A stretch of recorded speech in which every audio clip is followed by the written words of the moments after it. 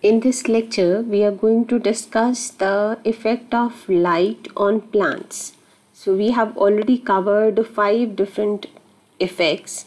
Sixth is photoperiodism or effect of light duration. Photoperiodism, that is a word derived from photo, and periodism means here we are talking about the period of light to which the plants are exposed so that they enter the reproductive phase from the vegetative one. So how do we define it? The response of the individual plant to relative length of day and night is called photoperiodism. Now, depending upon what kind of requirement plants have, whether they need shorter duration of the daylight or longer duration or some in between period, we have categorized these plants into 7 categories. The first is called short day plants. These are abbreviated as SDP. So what are short day plants? These are the plants which require the photo period less than the critical length. Okay, means let's suppose I'm talking about a plant for which the critical period is 8 hours. So it will be requiring the photo period less than 8 hours, only then it will enter the flowering stage. Now amongst these we have a few examples like rice, sugarcane. Second is long day plants. Long day plants means for which the photoperiod requirement is more than the critical length. So it should be more than the one which is a critical day length, and here the examples are barley and oat. Now the third category is short long day plants. What are short long day plants? These are the plants which require short photo period for floral initiation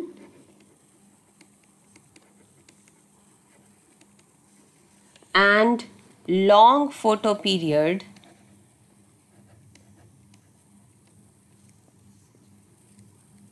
for blossoming, means opening of the flowers. And here the examples are trifolium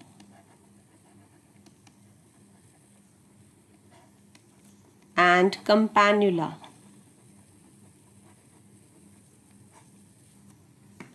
Next category is long short day plants. Long short day plants. So now here the order is reverse. So here the plants they flower when receive long photo periods followed by short photo periods. Okay, so it's reverse. And here the example is cestrum and bryophyllum.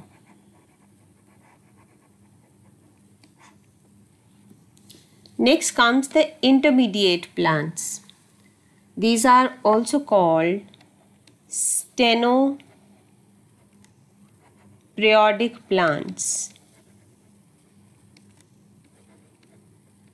Stenoperiodic plants. Steno is a word which is used for narrow range. So basically these are the plants which flower only within a definite range of hours, the intermediate range. So flower only within the definite range of hours. An example here is andropogon. Next are amphipotoperiodic plants. Now amphipotoperiodic means, so here we were talking about a range. Now these they will flower above or below that range. So these flower above or below the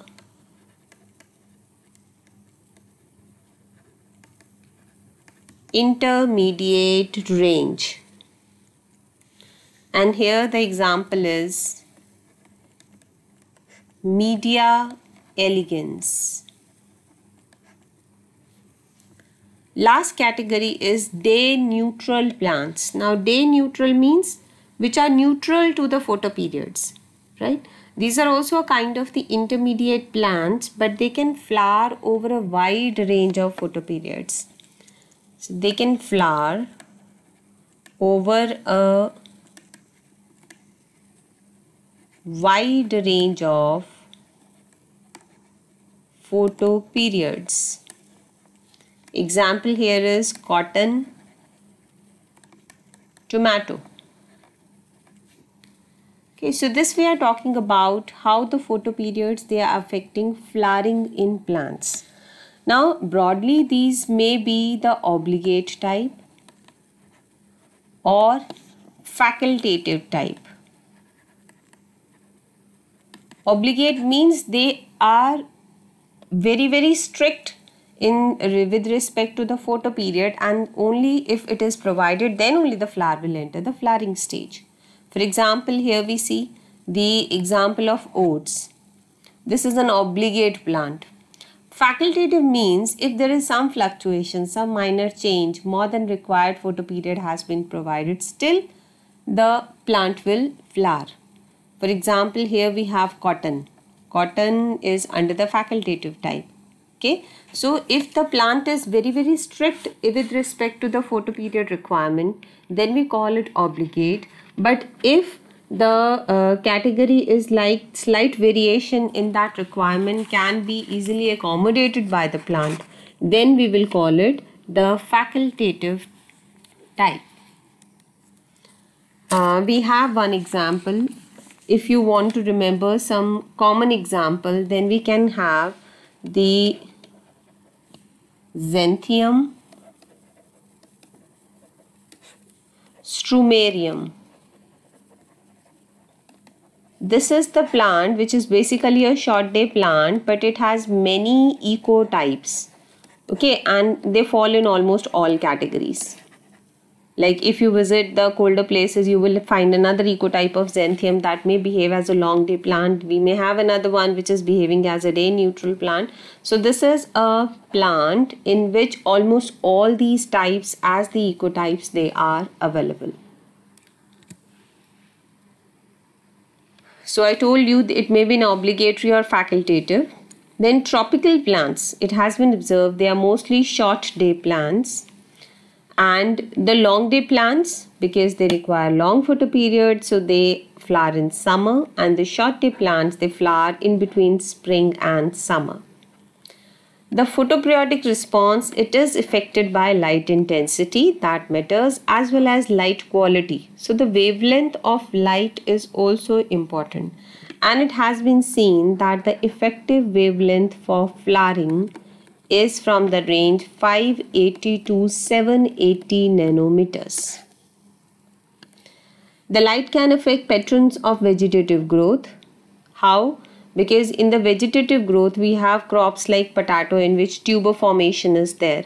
Similarly, there is garlic and onion in which bulb formation is there.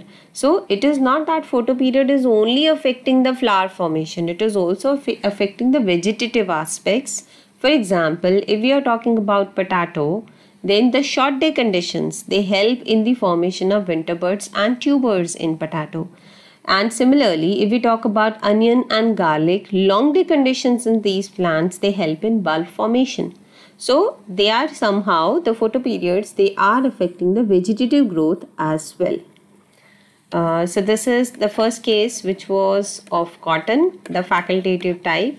And this is the second case of oat, avena, which belongs to the obligatory type. Okay, so these are the two figures here. So that's all about the photoperiod. Now the next is movements. How light is influencing movements in plants.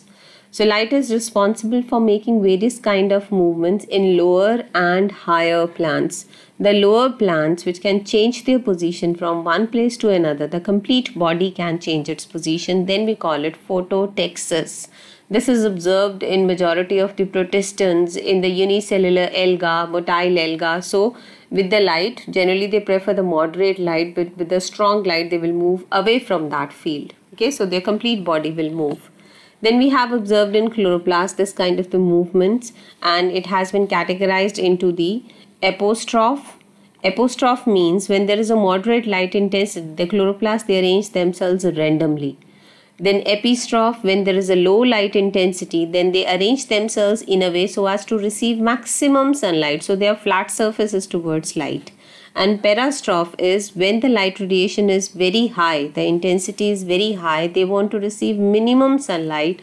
So they will align themselves in a way so that the minimum surface area is exposed to light. So this is how chloroplasts, they show movements with respect to light. And if we are talking about the higher plants, in them the organs, they show the movement. It is not the plant body that is going to move from one place to another, because these are all rooted plants, the higher plants I am talking about. But the organs can show movements, and those movements in response to light, they are called phototropism. You have studied this. For example, when we talk about the movement of the sunflowers, or we say the bending of shoot towards light, that all is in relation to phototropism. Now the next is vegetative development of the plant parts. I told you, as we have mentioned, the development of the bulbs and tubers.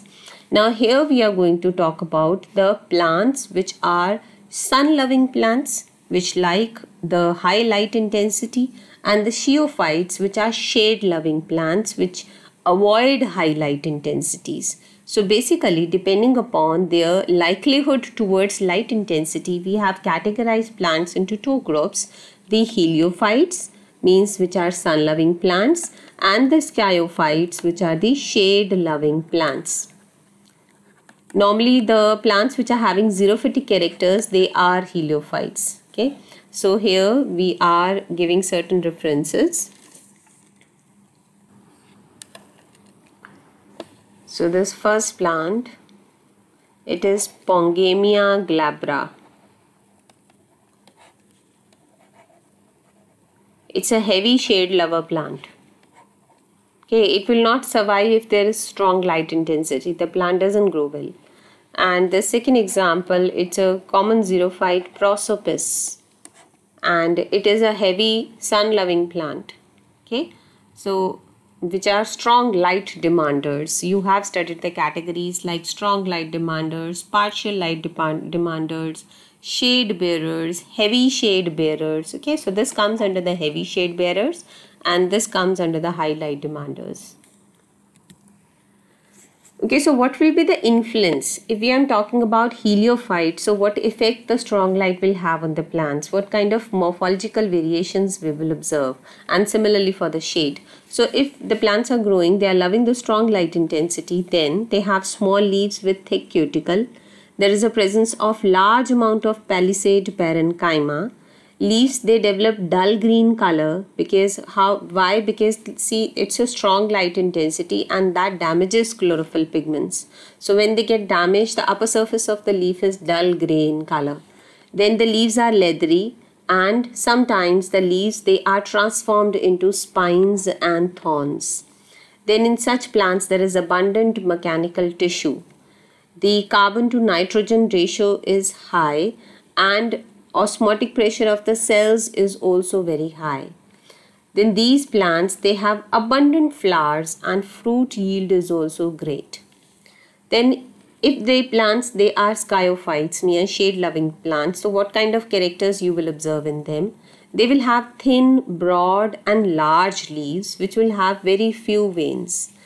They will have large intercellular spaces if you see the cross section of various parts anatomically. They will show succulency. All these plants like Bryophyllum, etc., they are the succulent plants, and they are shade growing plants. So they have a habit of storing water in their tissue, which is called succulency.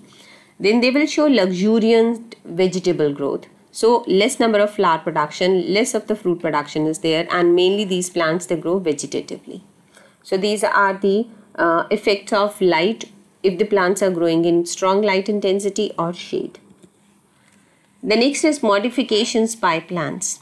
So if a plant is responding to a particular kind of the sunlight, then what kind of the responses it show? For example, rosette plants. We have seen that the rosette plants means the leaves, they are directly borne close to the soil surface, and this is how the leaves are arranged. So we see there that the lower leaves, they are larger in size, and the upper one, they are smaller. Why? So as to receive sunlight, because all these leaves, they are highly compactly arranged. So to receive light, they have made an arrangement like this. Then we have epiphytes. See, this is an epiphyte vanda, a common epiphyte. It grows on the tree trunks of higher plants, because if it is growing in the lower stratas, lower layers, it will not receive sunlight. It's a very small plant, so it grows over tall trees so that it can make up the requirement of light. Then comes conifers. The conifers, they assume this is a conifer forest. See, they are having a kind of the cone shape. Why they have cone shape? So that the lower branches, they could also receive sunlight. Broad-leaved deliquescent plants means which are forming canopies. They have the hemispherical canopies. Why hemispherical canopy? Again, so that the light that can be reached to all leaves. Then climbers, these are climbers. In the tropical forest, we observe number of climber species, and they just climb up the canopy and reach the top so that they can receive proper sunlight. Okay, now the last effect of light is on the distribution of vegetation. We have observed that, as we know, when we talk about the geographical locations and we say that from the center we have equator, and when we move towards the poles, we know the temperature is declining and the effect of solar radiation is direct on the equator, whereas at poles the intensity of light is falling, so the temperature is also falling.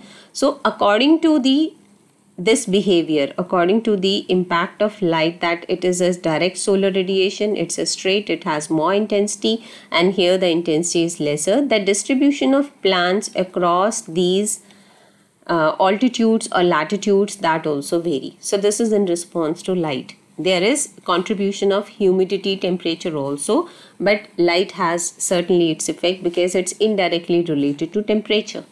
So with latitude and altitude, the distribution of the vegetation varies. So when we are talking about tropical rainforests, they are aligned along the equator. So those tropical forests, because here the sunlight intensity is very high, solar radiations, they are falling straight. So we find here the evergreen forests, they develop, and they can survive the high temperature and high humidity.